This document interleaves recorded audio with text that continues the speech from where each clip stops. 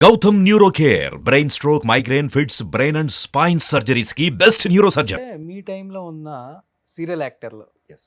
XYZ names ఎందుకులే కానీ అందరికి తెలిసిందే. హ్మ్. ఒక్కొక్కరు 50 కోట్లు 100 కోట్లకు సంపాదించారు ఓహో! స్టార్లు అందరూ కూడా. ఓకే. సో కాల్డ్ స్టార్లు అని చెప్తుంటారు కదా హ్మ్. బుల్లితెరకి. అలా ఓకే. మీరే స్టార్ పెట్టుకోలేదా ఆ టైంలో? నేను ఎప్పుడూ అలాంటి అంటే అవకాశం చూడటానికి బాగుంటారు, ఒడ్డు పొడుగుంది, దేవుడు మంచి అందం ఇచ్చాడు, మంచి ఫిజిక్. ఒకటేనండి. అంటే మనకి మనం లేబుల్స్ పెట్టుకోవటం కాదు. జనం నిజంగా ఫీల్ అయ్యి ఇతను దీనికి సరిపోతాడని అంటే అది ఒక కాంప్లిమెంట్‌గా తీసుకోవాలి తప్ప అది పర్మనెంట్ కూడా కాదు. ఈరోజున్న స్టారు రేపు ఆ స్టార్ పోవచ్చు. ఆ స్టార్‌డమ్ పోవచ్చు. End of the day nothing is permanent అని నమ్మే ఇది సిద్ధాంతం నాది. This is flow of water.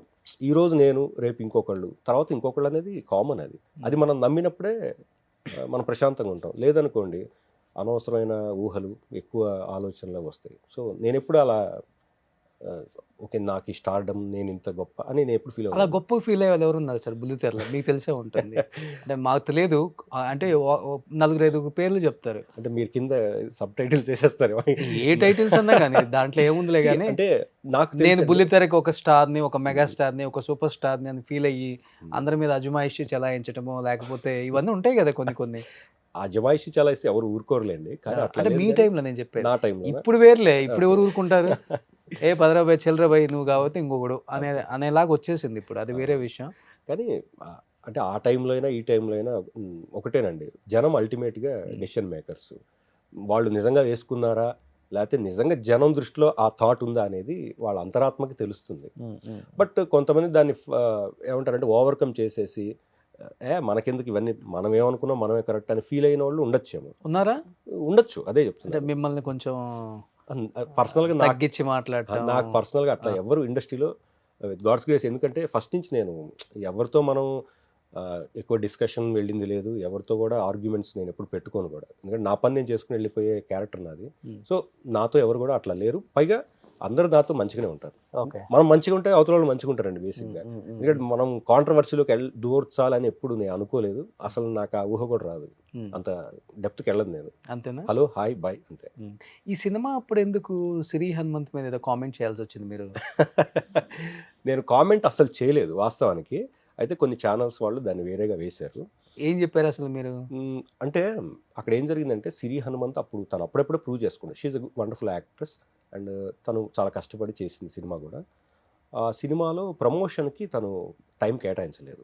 So అదొక్కటే నేను చెప్పాను తప్ప తను పర్సనల్‌గా గానీ, లేపోతే తన యాక్టింగ్ స్కిల్స్ గురించి గానీ నేను ఎప్పుడు ఏం మాట్లాడలేదు. ఓకే. సో దాన్ని మేబీ కొన్ని యూట్యూబ్ ఛానల్స్ దాన్ని వేరేగా వేసుండొచ్చు. బట్ ఇప్పటికి చెప్తాను she is a wonderful actress. బాగా చేసింది. అండ్ ఆ ప్రాజెక్ట్‌లో చాలా కష్టపడి చేసింది. మేబీ తనకి ఒకటే మైనస్ నేను చెప్పదలుచుకుంది ఏంటంటే, తన మైనస్ కాదు. మేబీ మేము అనుకున్నంత అమౌంట్ తనకి ఇవ్వలేదు. ఫస్ట్ ఏదైతే మాట్లాడుకున్నారో అంత అమౌంట్ ఇవ్వలేదు. ఎందుకంటే ఆల్రెడీ అది చాలా లాస్‌లో వెళ్తున్నట్టు అనిపించి అనుకున్నంత డబ్బులు ఇవ్వలేదు లాస్ట్‌లో. ఓకే. అదొక్కటే రీజన్. అందుకని టైం ఇవ్వలేదు అనుకోవచ్చు. మేబీ. హ్మ్? మేబీ. ఎందుకు అంటే కేవలం డబ్బనే కాదు. మేబీ తను అప్పుడప్పుడే ప్రూవ్ చేసుకుంటూ ఉంది. మేబీ ఈ చిన్న ప్రాజెక్ట్ చేశాను కదా! దీనివల్ల మనం అది ఎక్స్‌పోజ్ చేయడం అవసరమా అని ఉద్దేశం కూడా ఉండుండొచ్చు. But end of the day she is a good person. మంచి అమ్మాయి. ఓకే. బాగా కష్టపడి చేసింది. Good actress. See end of the day limelight వస్తున్న కొద్దీ ఎవరికైనా కొన్ని థాట్స్ మారిపోతాయండి.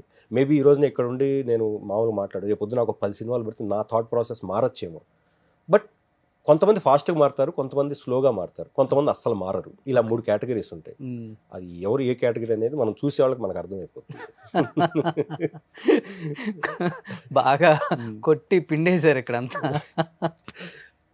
చూసిన అనుభవం అంతే. సో మీ గురించి కొన్ని పిక్స్, ఎందుకంటే మీరు ఎక్కడ ఇంటర్వ్యూస్ ఇవ్వరు, మీ గురించి ఎవరికి తెలియదు పెద్దగా, మీ ఫ్యామిలీ గురించి అసలే తెలియదు ఎవరికి. అసలు హానెస్ట్‌గా నా ఫ్యామిలీ ఎప్పుడు నేను ఎక్కడ తేలేదు. ఓకే. ఏదో కొంచెం చిన్న ప్రయత్నం అయితే చేస్తున్నాం మేము ఈరోజు. ఓకే. ఇది నరసింహపురం అప్పుడా? యెస్. నరసింహపురం అప్పుడు అంటే సీసీఎల్‌లో ఉన్న అనుబంధంతో ఓకే చెప్పారా? లేకపోతే మీ ఇద్దరికి ఒక బాండింగ్ ఉందా? 100% ఆయన వెంకటేష్ గారి గురించి చెప్పాలంటే ఒక పెద్ద బుక్ అండి ఎన్‌సైక్లోపీడియా. అవును. He is like wonderful human being first of all. ఎవరికైనా సపోర్ట్ చేస్తారు ఆయన. ఓకే. అండ్ ఆఫ్‌కోర్స్ 2011 నుంచి సీసీఎల్ ఆడుతుండటం అంటే మనం నేను ఇందాక చెప్పినట్టుగా మన బిహేవియర్ అంటే వాళ్ళ లిమిట్స్ని మనం రెస్పెక్ట్ చేస్తూ అవును. అక్కడ దాకా ఉంటే కనుక వాళ్ళు మనం రెస్పెక్ట్ చేస్తారు. So I feel very humble and honestly like sir లాంటి వాళ్ళు నాకు సపోర్ట్ చేయడం పాజిటివ్ యాటిట్యూడ్ వెరీ వెరీ ఎప్పుడు. పాజిటివ్. అంటే అది సార్ మీరు కొంచెం టీజర్ లాంచ్ చేయండి అని అడిగిన రోజు ఓకే నందా నువ్వు మన స్టూడియో దగ్గరికి వచ్చి పెట్టేసుకుందాం అన్నారు సింపుల్గా. ఓకే. అంటే నేను ఎక్స్పెక్ట్ చేయలేదు సార్ ఇట్లా అడగంగానే అలా ఒప్పేసుకుంటారని అనుకోలేదు. బట్ వెరీ హానెస్ట్లీ ఆయన అలా టీజర్ చూసి ఆల్ ది బెస్ట్ చెప్పి ఆ వీడియో కూడా ఉంది తర్వాత. ఆయన చాలా నా గురించి ఒక 2-3 మంచి మాటలు చెప్పారు. ఐ ఫీల్ లైక్ అది నా లైఫ్లో బిగ్గెస్ట్ అచీవ్మెంట్గా ఫీల్ అవుతాను. ఎందుకంటే ఆ స్థాయిలో ఉన్న యాక్టర్ ఒక మామూలు యాక్టర్ గురించి చెప్పాల్సిన అవసరం లేదు. బట్ ఆయన డౌన్ టు ఎర్త్ అలా వచ్చి చెప్పడం అనేది I feel very very happy. Great. ఆ సినిమా కోసం గుండు చేయించినప్పుడు అప్పుడు గుండు చేసుకుని అప్పుడే జుట్టు కొంచెం వస్తుంది. Okay. Okay. Wow. This is your family. This is my family. 3 అమ్మాయిలు. 3 అమ్మాయిలా మీకు? Yeah yeah.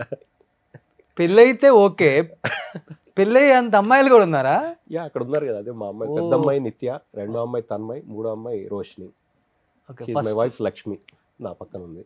బ్లూ డ్రెస్ అమ్మాయి పెద్ద అమ్మాయి. యా పెద్ద అమ్మాయి. సెకండ్ మధ్యలో అమ్మాయి రోషిని. ఏం చేస్తున్నారు సార్ ఇప్పుడు? ఫస్ట్ టైం ఫ్యామిలీ గురించి చెప్తున్నారు అనుకుంటా. ఇవాళ చాలా ఇంట్రెస్టింగ్ గా వింటారు మీ ఫ్యాన్స్ కూడా. సో ఇన్ని రోజులు ఎప్పుడు రివీల్ చేయండి ఈ సుమన్ టీవీలో ఇవాళ మీ వల్ల రివీల్ అవుతుంది. పెద్ద పాప she's in bachelor of interior designing JNFAలో. రెండో పాప she's in inter first year okay CEC. మూడో పాప తను కొంచెం slow learner but she's doing very good job now. She's in to open schooling. Okay. తను ఇప్పుడు ఒక 5th క్లాస్ అవుతుంది. 5th క్లాస్ అంటే థర్డ్ టైం బాబు కోసం ఉంచుకున్నారా? చాలా మంది ఇదే క్వశ్చన్ అడిగారు. లైక్ ఒక్కోసారి మనం ప్లాన్ చేసుకున్నా అనుకోకుండా జరిగిపోతుంటాయి. నిజంగా బాబు కోసమనే కాదు, నిజంగా అయితే బాబు కోసం కాదు, బట్ అలా అనుకోకుండా జరిగింది. మళ్ళీ మూడోసారి కూడా పాపే పుట్టింది. ఓకే. ఓకే. వైఫ్ ఏం చేస్తుంటారు? వైఫ్ తను ఇంతకుముందు రైల్వే జాబ్ చేసేది. పిల్లలు పుట్టి వాళ్ళు పెద్దగా అవుతుంది వాళ్ళని చూసుకోవాలని కేర్. సో తను అప్పుడే మానేసింది 15 years back. She is housewife నా. ఓకే. లవ్ మ్యారేజ్ అండి మీది? నా లవ్ మ్యారేజ్. అవునా? ఫస్ట్ మీరు ప్రపోజ్ చేశారా? మేడం మీ సీరియల్ చూసి ప్రపోజ్ చేశారా? అప్పటికి సీరియల్స్ కూడా ఎంటర్ అవ్వలేదు ఇంకా. 10th class love. ఓ. సో ట్యూషన్ అంటే ఒకే ట్యూషన్లో ఇద్దరం చదివేవాళ్ళం. నేను తనకు ఫస్ట్ ప్రపోజ్ చేశాను. బట్ అది తను ఒప్పుకుని శాంక్షన్ చేయడానికి 5 years పట్టింది. కళ్ళతో ప్రేమ మూగ ప్రేమ అంటారు కదా ఆ టైప్లో. సో అప్పుడు వాళ్ళ ఫాదర్ చనిపోయారు తను ఇంటర్మీడియట్లో ఉన్నప్పుడు. సో ఆ టైంలో తను కూడా ఇట్లా చాలామంది వస్తుంటారు ఫాదర్ కూడా చనిపోయారు అని తను నన్ను పట్టించుకోలేదు ఆ టైంలో. బట్ తర్వాత she understood my love and after post graduation she said okay. Okay. అప్పుడు తర్వాత ఇంట్లో వాళ్ళని ఒప్పించి పెళ్లి చేసుకున్నాం. ఏంటి అన్ని ఇయర్స్ నుంచి కేవలం మేడం గురించి ఫైట్ చేయడానికి మేడంలో నచ్చిన మంచి క్వాలిటీ అంటే ఏమని చెప్తారు? తను అందరినీ బాగా అర్థం చేసుకుంటుంది. రెండోది ఎవరిని కూడా మొహం మీద తిట్టడం కానీ అరవటం కానీ చేయదు. ప్లెజెంట్గా ఉంటుంది. Okay. Very very pleasant woman and very respectable and also ఎవరిని కూడా బాధ పెట్టదు అనమాట. ఓకే. పిల్లల్ని కూడా చాలా లవ్లీగా చూసుకుంటుంది. అఫ్కోర్స్ నేను ఇంటికి వెళ్ళి ఎప్పుడైనా షూటింగ్ చిరాకు పడుతున్నా కూడా తను మాత్రం చాలా సాఫ్ట్గా తీసుకుని చాలా కూల్గా అట్మాస్ఫియర్ ఉండేలాగా చేస్తుంది. ఓకే. అండ్ నాకేమనిపిస్తుంది అంటే డూ ఐ డిజర్వ్ హర్ అనిపిస్తుంది ఒక్కోసారి. సహనశీలి అంటారు కదా, దానికి నిలువెత్తు రూపం అనమాట. అండ్ మీ కోపం ఎక్కువ? నాకు అంటే అంత రాదు, అప్పుడప్పుడు జస్ట్ ఒక ఫ్రాక్షన్ ఆఫ్ సెకండ్స్లో వస్తుంటుంది కదా. ఇంట్లో ఉన్నప్పుడు ఏదో చిరాకులో ఉంటాం, ఏదో టెన్షన్లో ఉంటుంది, దానివల్ల అలా. కానీ షీ మేనేజెస్ అండ్ బ్యాలెన్సెస్ అనమాట. కానీ పెళ్ళైన అని తెలిసి కూడా నన్ను కూడా పెళ్లి చేసుకో అని ఎవరో ఇండస్ట్రీలో అడిగారంట. ఇండస్ట్రీలో నన్ను పెళ్లి మిమ్మల్ని ఎవరు లేరే? నేను విన్నా. నిజంగానా? నాకు ఇప్పుడు థాట్ ఎవరున్నారా నాకు గుర్తు రావట్లేదు. చాలా మంది ఉన్నారు, అందుకే చాలా లిస్ట్ రావట్లేదేమో. లైక్ అంటే మేబీ బయట వాళ్ళు ఎవరైనా అని ఉండొచ్చు కానీ ఇండస్ట్రీ వాళ్ళు ఎవరు అట్లా అనలేదు. బయట వాళ్ళు అన్నారా? బయట ఎక్కడైనా ఇట్లా ఫంక్షన్స్కి వెళ్ళినప్పుడు అది విన్నప్పుడు అట్రాక్షన్ ఫీల్డ్ కదండి మనది. ఏదో చూస్తే ఆడు బాగున్నాడు, కుర్రోడు బాగున్నాడు, హైట్ ఉన్నాడు, ఏదో ఫీలింగ్స్ ఉంటాయి. కానీ కొంతమంది ఏంటంటే సైకోలాగా ఉంటారు. సైకో ఇన్ సెన్స్ నాకు నచ్చింది నాకు కావాలి అంటే దానికి ఒక అర్హత ఉండాలి, లేకపోతే ఒక అవకాశం ఉండాలి. అది లేనప్పుడు దాన్ని మనకు కావాలనుకోవడం కూడా తప్పు. సో మేబీ ఎక్కడైనా 1-2 సందర్భాల్లో బయట వెళ్ళినప్పుడు వాళ్ళు ప్రపోజల్ అలా కూడా మీకు పెళ్ళైనా పర్లేదు, మీరంటే మాకు ఇష్టం, ఓకే, అలాంటివి వచ్చినాయి. బట్ అవన్నీ మనం సున్నితంగా తోసిపుచ్చి థ్యాంక్ యూ అమ్మా అని చెప్పి వదిలేస్తాం. ఇప్పటికి వస్తుంటాయా ఫేస్బుక్లలో, ఇన్స్టాగ్రామ్లలో మెసేజ్లు? ఇప్పుడేం లేవు. అస్సలకి. రావు. అప్పుడు అయితే వేరే లెవెల్. యా వచ్చేవి, బట్ మనం మ్యాక్సిమం అవాయిడ్ చేసేవాళ్ళం, ఎందుకంటే దానివల్ల చాలా డిస్టర్బెన్సెస్ అవుతాయి లైఫ్లో. మరి ఇలా మెయింటైన్ చేస్తే అలానే వస్తాయి సార్. అది గాడ్స్ గ్రేస్, అమ్మా నాన్న ఆశీర్వాదం. అండ్ అఫ్ కోర్స్ చెప్పాను ఇందాక, ఫిట్నెస్ రెగ్యులర్గా స్పోర్ట్స్ మీద ఇది ఉంటుంది కాబట్టి రెగ్యులర్గా యాక్టివిటీ ఉంటుంది, జిమ్ ఓకే. లేకపోతే అట్లీస్ట్ వాకింగ్ అన్న ఉంటుంది. అసలు తగ్గాలంటే బాగా చెప్తారంట మీరు టిప్స్ అంతా. Like I'm a pure vegetarian, so maximum vegetarian స్టఫే చెప్తాను. చాలా మందికి ఇంట్రెస్ట్ ఉండకపోవచ్చు. ఇప్పుడు ఈసారికి ఒక 45+ ఉంది అనుకోండి, ఇప్పుడు టిప్స్ చెప్తారు అనమాట ఎలా ఉండాలా. ఏం లేదు, సో వెజిటేరియన్ అయితే ఏం తీసుకోవచ్చు మీలాగా ఉండాలంటే ఫిట్గా? వెజిటేరియన్లో ఏదైనా తీసుకోవచ్చు. ఒకటే బేసిక్ ఫండ్, మనం ఏదైనా తినొచ్చండి, కానీ లిమిటెడ్. దాని తగ్గ వ్యాయామం ఉండాలి బాడీకి.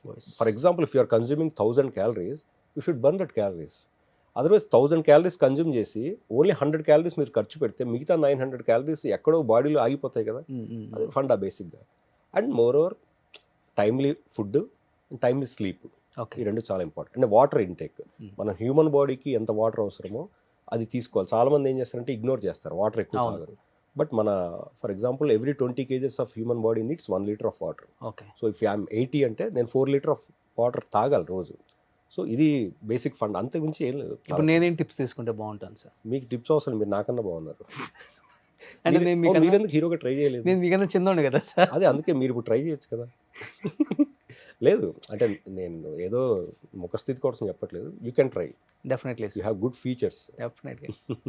డెఫినెట్లీ ట్రై చేస్తాను, మీరు చెప్పారు కాబట్టి. ఆ సినిమాలో నేను విలన్గా చేస్తాను, అంటే ఆ అవకాశం పోగొట్టుకోకూడదు.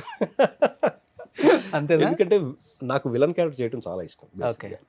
ఎందుకంటే హీరోని ఎలివేట్ చేయాలంటే విలన్ కూడా ఎలివేట్ అవ్వాలి కదా. విలన్ పెద్దగా ఉంటేనే హీరో కూడా. అసలు చెప్పాలని కాదులే కానీ సినిమా వాళ్ళు పొద్దుస్తమానం బుల్లితెర మీద కనిపించే వాళ్ళని మనం ఎందుకు లేని పెట్టరు. అసలు మీలాంటి వాళ్ళు చాలా మంది ఉన్నారు ఆర్టిస్టులు చెప్పాలంటే. ఇప్పుడు మీరు కానీ ఇంకా శ్రీరామ్ గారు ఇంతకుముందు చేసున్నారు, ఆయన కూడా బొమ్మరిల్లు వీటిల్లో మంచి మంచి బ్రదర్కి మంచిగా హీరోకి ఒక సపోర్టింగ్ ఉన్న ఫ్యామిలీ దాంట్లో వెయిటేజ్ ఉన్న క్యారెక్టర్లో చేయొచ్చు మీ అందరూ.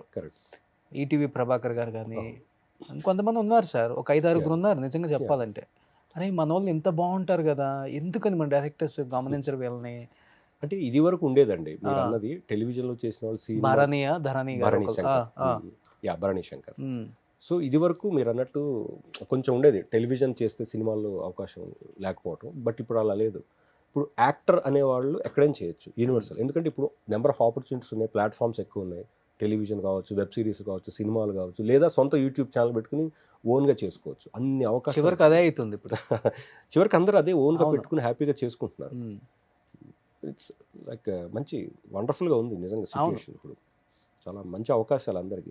అంటే మన టాలెంట్ని ఎగ్జిబిట్ చేసుకోవడానికి ప్లాట్ఫామ్స్ అనేవి చాలా ఉన్నాయి.